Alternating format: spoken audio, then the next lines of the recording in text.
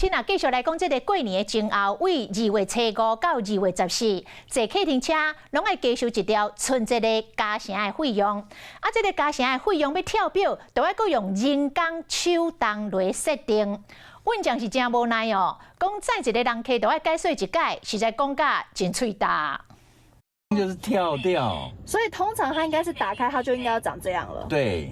过年坐计程车照各县市规定，爱加收30块以上的春节加成费用。不过，这个稳健的车表煞无法度自动开春节收费。不好意思，因为昨天就已经开始加成了，可是我的表有一点小故障，它没有跳上去，应该是在115。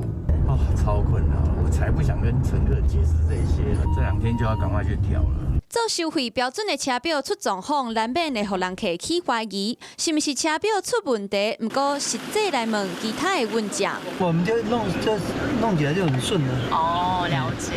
可能自己不会使用啊，车表的牌子不一样啊。你说那个市面上的车表抢牌凊彩就超过6种，6种的设定方式拢无同款。台北市计程车工会表示，有接到驾驶反映存在的跳表问题，不过通常是因对车表的操作无够熟。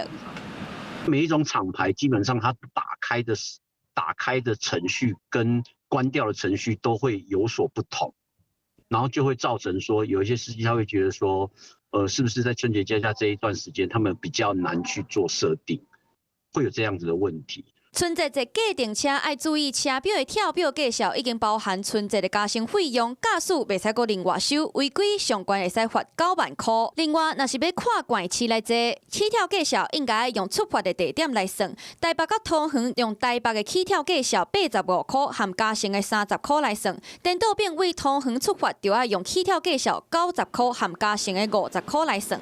各县市的交通局拢有规定，计程车的费用以跳表为主，民众伫咧坐的时阵嘛爱设置卖加开冤枉钱。Hello， 我是林明瑞，想要抢先掌握最及时的新闻资讯吗？赶快订阅、按赞、开启小铃铛，锁定我们华视新闻的 YouTube 频道。